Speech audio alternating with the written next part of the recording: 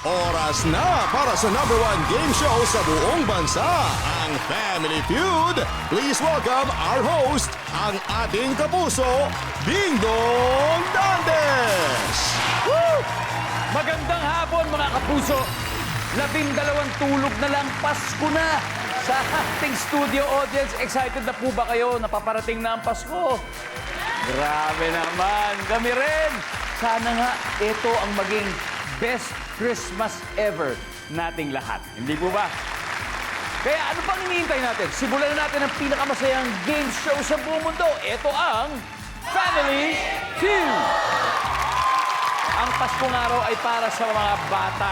Kaya tonight, isang very special Christmas episode ang handog namin sa inyo at tampok ang mga batang contestants. Kaya narito na po sila ang unang team, Team Adorables. 1, 2, 3, 4. We wish na manalo rito. We wish na manalo rito. We wish na manalo rito. Sa amin ang premyo. And we are the Team Adorables! Cuteness overload! Grabe, handa na rin po sa hulaan ang The Lovables. Nandito na ang Team Lovables! Lalaban, di susuko, nanalo kami! Hey! We are ready to win! Go! Go! Team Lovables! Dahil pareho kayo magaling mga aruling, mamaya bibigyan namin kayo ng up to 200,000 pesos na pwedeng mapalalunan. Gusto niyo ba yun? Eto na, kilalanin na natin ang The Adorables, ang kanilang team captain from Santa Rosa, Laguna, ang 9-year-old na si Shobe Baker. Hi, Shobe. Hi, Kuya Dom. Hello, Shobe. How are you, Shobe? Okay naman po. Okay naman po. Opo. Excited po ba kayo maglaro ngayon? Opo, super excited! There you go, there you go. Shobe, dahil sobrang special episode talaga natin ito ngayon, malapit na magpasko. Kasama mo pa mga kaibigan mo, Shobe. Sino-sino ba sila? Ito po, si Princess! Hi, Princess. Siya po ang second runner-up sa Little Miss Diva. Oh, wow. Hi, Princess. Hello po. At nandito din po si Kian. Siya Hello, po Kian. si Crispin sa Maria Clara Ibarra. At nandito din po si Kaden. Yang Rob Gomez sa Magandang Dilag. Yan, magandang dilag. At siyempre, sa mga sumubaybay po sa Royal Blood, si Shobe po ang gumanap na Young Beatriz. Di ba, Shobe? Opo. Good luck sa inyo, The Adorables. Alam ko naman gagalingan niyo po, hindi ba? Opo. Alright, eto na po makakalaban ninyo ang The Lovables. Ang kanilang team captain, ang 9-year-old na si Brianna Advincula. Brianna, how are you, Brianna? Okay lang po ako. Sobrang saya po. Yes, ako rin. Sobrang saya ko na nandito kayo. Sige nga, gusto ko makilala yung mga kasama natin, Brianna. Ito po ang pinakamagaling sumayaw sa group po namin. Si Lord Kenji San Pablo. Hi, Kenji.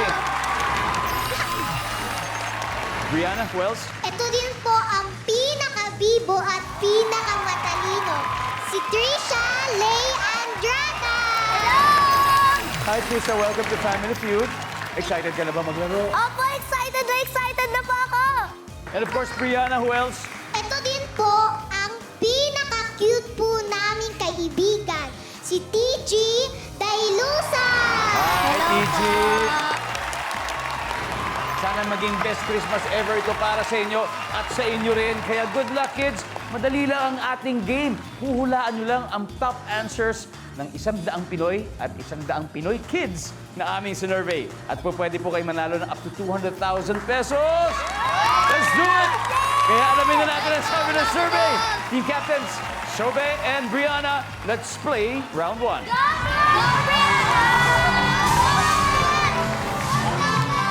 Good luck, Shobe.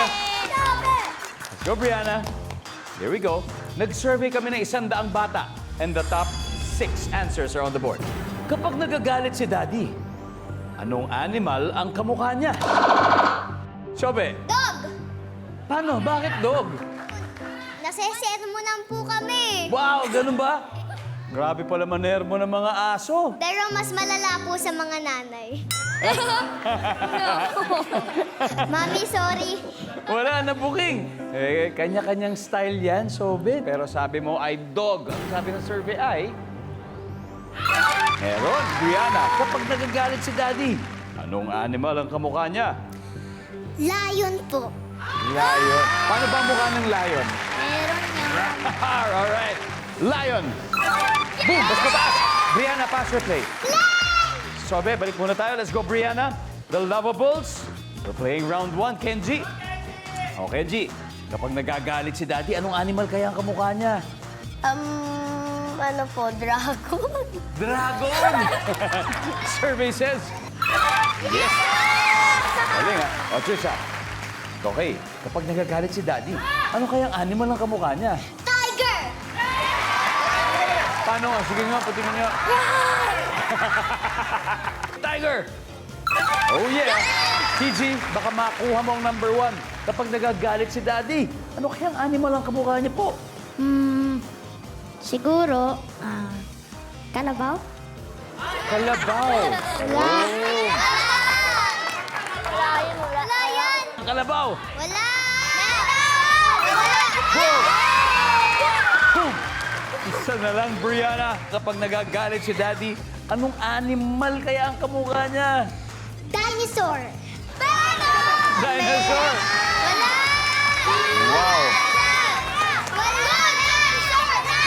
Nandiyan kaya ang dinosaur? Wala! Wala! Marami pa. 2 more chances, Kenji. Ano kaya? Ano pa kaya? Pusa. Pusa! Wala yan! Wala yan! Paano ba yung sound ng pusang galit?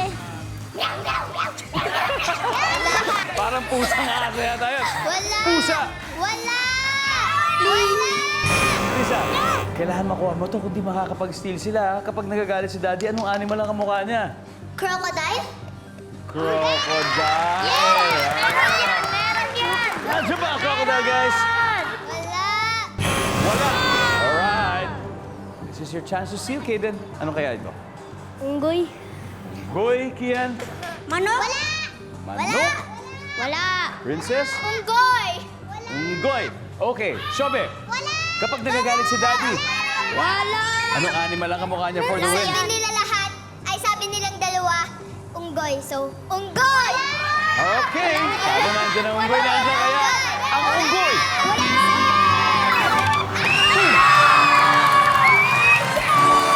Galing! Wow! Nakuha nila. Panalo agad sa round 1 ng The Adorables. They now have 84 points.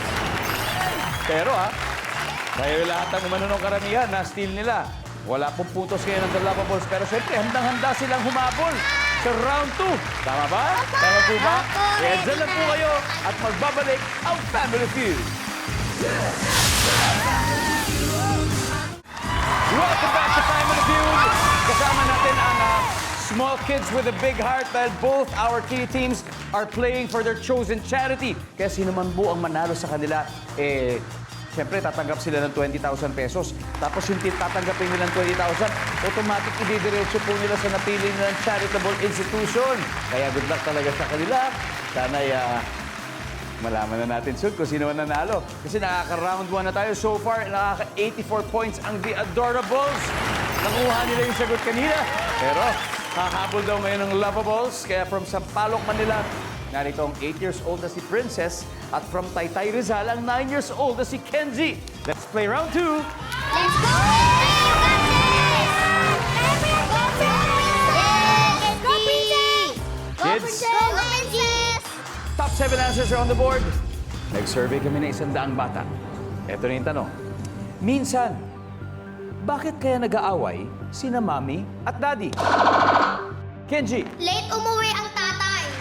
siyempre baka, Wala! siyempre baka naman galing sa trabaho, di ba? Kenji, no? Meron! Wala yan! Survey says, Meron! yes, nandyan, Kenji. Pero Princess, po pwede pa natin makuha. Minsan, bakit kaya nag-aaway sina Mami at Daddy? May trouble po sa pera. May trouble sa pera. Nandyan po ba yan? Sabi ng survey. Meron! Princess! Pass or play, Princess? All right, let's go. Wow. Round 2, Kian. minsan, bakit nag-aaway si na Mommy at Daddy? Kasi po, hinahayaan lang ang tatay umalis ang anak. Ikaw ba, parati bang gusto mo umalis at pinapayagan ka parati? Apo. Oo, kasi responsable ka naman siguro kaya pinapayagan ka nila, di ba? Apo. Alright, Kian, dahil pinapayagan ang anak. Kaden, minsan ba't nag-aaway kaya si na Mommy at Daddy? Dahil tamad po. Tamad. Tamad sino? Si Daddy. Wala Tamad. yun. Survey says. Wala. Alright.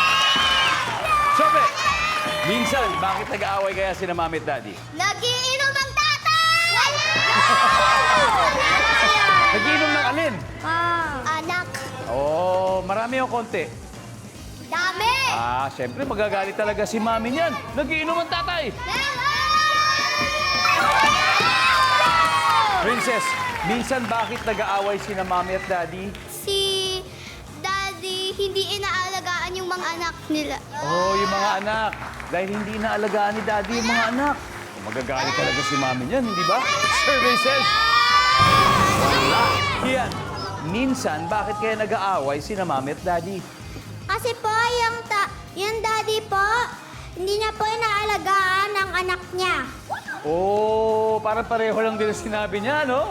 Parang ganun din, no? Subukan natin hindi inaalagaan ng anak. Wala rin. Standby. O, lovable, standby na to still, ha? Okay, then back to you. Minsan, ba't kaya nag-aaway si na Mommy at Daddy? Dahil yung minsan po, lagi sila umaalis ng kaibigan Oh, nila. maalis parati kasama ng mga kaibigan. Babarkada. Survey says. Wala. Okay, lovables. TG, ito na yung pwede niyong gawin para makapag-score kayo sa second round. Bakit kaya nag-aaway si na Mommy at Daddy? Yan ang tanong natin. Meron na po iba. Meron na po iba. Krisa, minsan bakit kaya nag-aaway si na Mommy at Daddy? Dahil meron pong iba si Daddy. Wala. Kenji, Dahil po sa mga, nag-away po sila dahil sa mga desisyon. dahil sa mga desisyon. Opo. Oh, okay. Rihanna, dahil ikaw ang team captain, sa'yo manggagaling ang tamang sagot. Minsan, ba't kayo nag-aaway si na Mommy at Daddy para makuha yung round na ito? Dahil may iba si Daddy. Dahil may iba. Kung ano man yung iba na yun, bahala na kayo interpret. Pero yun ang sagot nila. May iba. Survey says.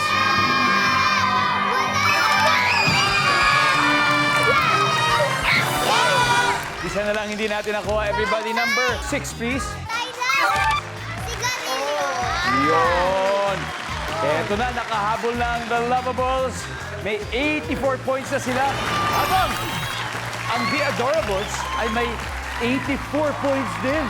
Grabe, it's a tie. Kaya doble na ang excitement ng next round. Kasi double points round na sa pagbabalik ng Family Feud.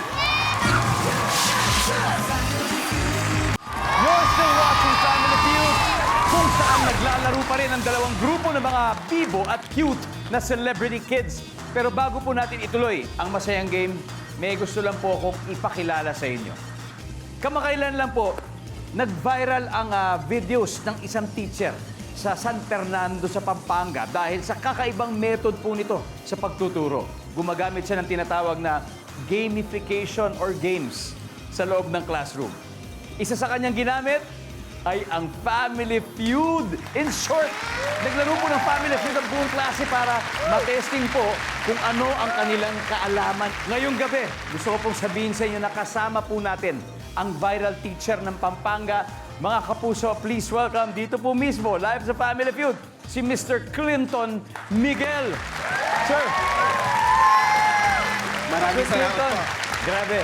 Unang-una, welcome to Family Feud. Thank you po sa pag-invite dito sa Family Feud. Sir, etong tanong ko, ano sa tingin mo yung importansya ng pag-gamify ng mga ganitong klaseng pamamaraan sa pagturo? I think napakahalaga dahil yung mga estudyante po natin sa panahon ngayon talagang technology-wise po sila. So, kailangan laging gumagamit ng technology.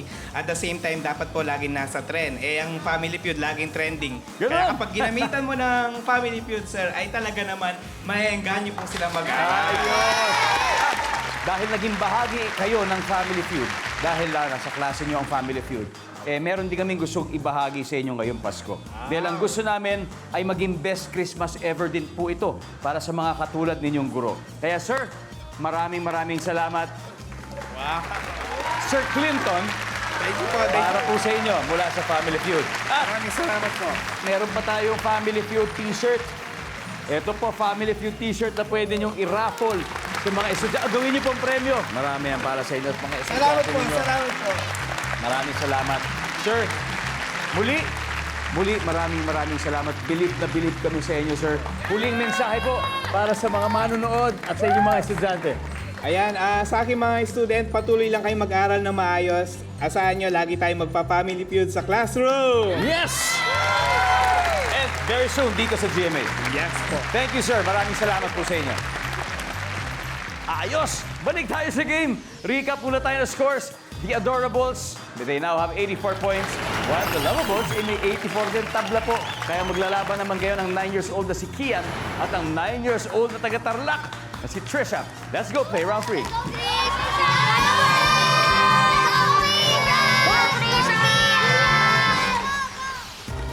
Double points round. Top 6 answers are on the board. Ito ang tanong, ano ang kinakain ng mga manok? Trisha, Util ng mais. mais ang kinakain ng manok. Survey says, okay.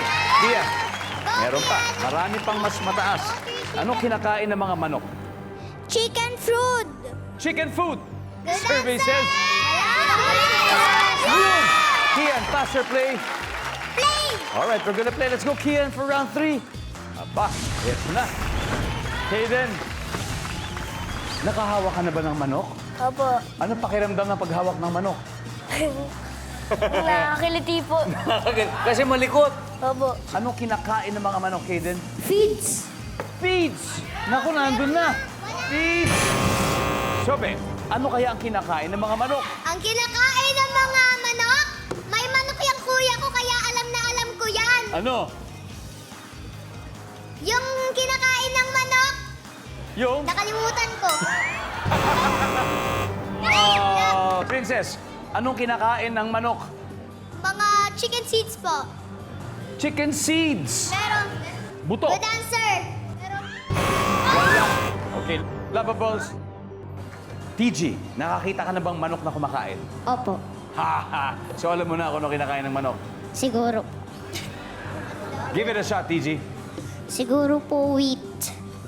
Wheat. Okay, wheat. Sweet, tama. Trisha, Kanin? kanin. Kenji, ano kaya kinakain ng manok? Kanin po. Kanin. Opo, kanin. Luto ba to o hindi? Luto po. Wala yan. Brianna?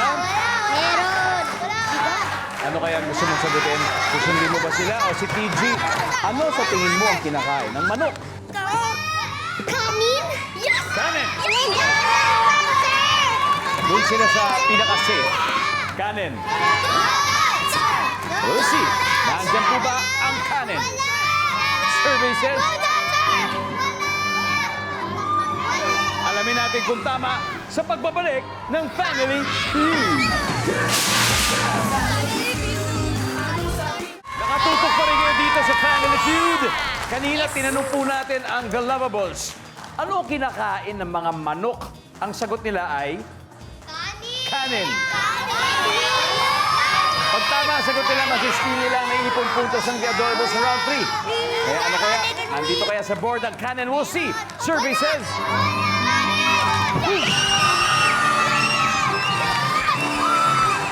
Wow, galing naman. Okay, tignan po natin sabay-sabay number 6. Tinapay, number 5. Prutas, number 2. Bulate. After 3 rounds, leading ang The Lovables with 214 points. Ang Adorables meron pa rin 84 points. Kanino kaya Pasko magiging best Christmas ever? Eto na po. Tawagin na natin ang dalawang bata mula Quezon City, Kaden at TG. Let's play the final round.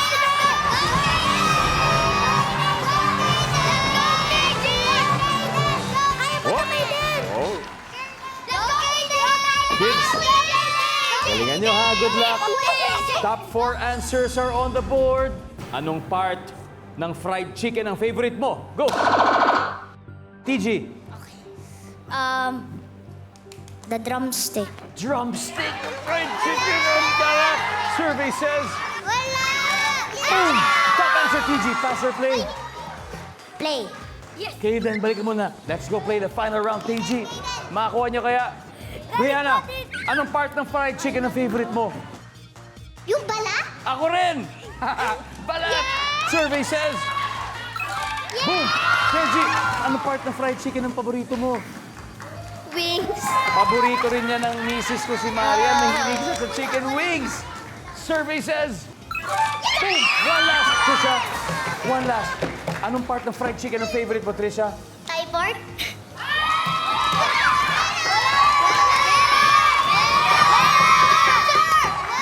Isang tamang sagot na lang hinahanap natin, Trisha. Andyan kaya ang Thai part? We'll see. For the win, Thai!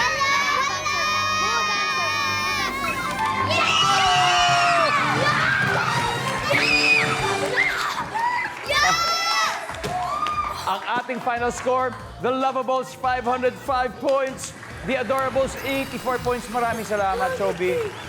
Pero napakagaling niyo pa rin, okay? Di bale, meron pa naman tayo next time, Princess. Thank you very much, Princess. Tihan, Kaden, mag-uwi pa rin kayo ng 50,000 pesos!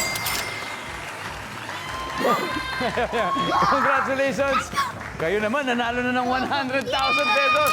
Grabe naman! Ang lulupit. Okay, Brianna, I need 2 players. Sino maglalaro sa ating Fast Money? Ako po, tsaka si Kenji. Okay, it's gonna be Kenji and Brianna. Makakuha kaya nila ang bonus sa 100,000 pesos? Let's see. Dito lang po yan sa pagbabalik ng Family Feud. Go, Kenji! Welcome back to Family Feud. Kanina po nanalo ng 100,000 pesos ang Lovables. Pero magiging mas masaya po ang Christmas nila kung mag-uwi sila ng total cash prize na nasa waiting area sa likod si Kenji. Hindi niya tayo naririnig, Brianna. It's time for Fast Money, okay? Okay ka? Kayang-kaya mo to, ha? Naniniwala ako sa'yo. Give me 20 seconds on the clock, please. Here we go. Magkano ang gusto mong matanggap na pamasko mula sa iyong ninong o ninang? Go. 100. Ano ang madalas hiramin sa'yo ng kaklase mo? Pencil. Name something na mabaho. Basura. Magbigay ng pagkain sa birthday party. Cake. Ilang marshmallow ang kaya mong ubusin? 5. Tara, Biana, tingnan natin kung ilang points na nakuha mo. Magkano gusto mo matanggap na pamasko mula sa iyong ninong-ninang? Sabi mo, 100 pesos! Ang sabi ng ating survey ay... Meron! Anong madalas hiramin sa'yo ng kaklase mo? Sabi mo, pencil. Survey says... Uy! Name something na mabaho. Ang sabi mo, basura. Meron! Magbigay ng pagkain sa birthday party. Sabi mo, cake. Survey says... Ha? Ilang marshmallows ang kaya mong ubusin? Ang sabi mo, 5. Ang sabi nating survey ay... Yes, 99 points. 101 to go, Brianna. Balik muna tayo dito po. Let's welcome back, Kenji. Hello, Kenji. Kamusta pakiramdam mo, Kenji? Ano po, kinakabahan po na excited na nag-enjoy po. Very good. Magsalano ko nag-enjoy, makuha mo talaga yung sagot dito. Kaya mo to, Kenji, ha? Meron lang akong konting bilin sa'yo. Bibigyan kita ng 5 tanong. Kaparehong tanong na ibinigay ko kay Brianna na kailangan mo sagutin within 25 seconds. Okay? Pero kapag naulit yung sagot ni Brianna, maririnig mo to, ha? Sabihin, kailangan mo ko bigyan ng bagong sagot. Oh my God. Okay? Makikita ng viewers ang mga sagot ni Brianna. Give me 25 seconds on the clock, please. Eto na po. Magkano ang gusto mong matanggap na pamasko mula sa iyong ninong o ninang? Go! 500. Ano ang madalas hiramin sa'yo ng iyong kaklase? Book. Name something na mabaho! Magbigay ng pagkain sa birthday party. Cake. Spaghetti. Ilang marshmallows ang kaya mong ubusin? 10. Yes! We need 101. Let's go, Kenji! Magkano gusto mo matanggap na pamasko mula sa mga ninong-ninang mo? Sabi mo, 500 pesos. Ang sabi ng survey natin ay, Tama, sir! yep, 20 points. Ang top answer natin dito ay 1,000 pesos. Oh. Anong madalas hiramin sa'yo ng kaklase mo? Sabi mo, books. Ang sabi ng survey ay, ang top answer dito ay ballpen. Ballpen po, ang top answer. Name something na mabaho. Ang sabi mo, ang sabi ng survey ay, top answer! 42 to go. Magbigay ng pagkain sa birthday party. Ang sabi mo po, spaghetti. Papa, sir, please. Papa, sir. Ang sabi ng survey ay, Papa, sir. top answer! 9 points! 9 points! 9 points to go, Kenji. Para sa 200,000 pesos, Kenji. Ilang marshmallows ang kaya mo ubusin? Sabi mo, 10. Mabibigay kaya na 10 ang 9 points na kailangan natin. Malalaman natin. Survey says, let's go! 200,000 pesos. And, yes!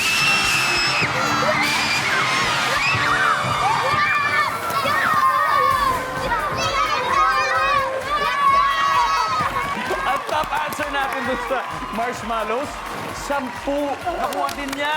Wow, guys. Okay. Teka, bagong lahat, congratulations, okay? Thank you po! You have won a total of 200,000 pesos, kids. Oh my goodness. All right. Anyway, bago yan, sino ba ang napili ninyong charitable institution para pagbigyan ng 20,000 pesos? Ang napili po namin is GMA Kapuso Foundation. Wow naman. GMA Kapuso Foundation, 20,000 po mula sa ating winning kids. And of course, muli maraming salamat kay Teacher Clinton Miguel. Maraming salamat, sir, at sa mga kasamahan mo na taga Pampanga. Wow, maraming salamat. Nakakabili po talaga yung ginagawa niyo. Kaya thank you.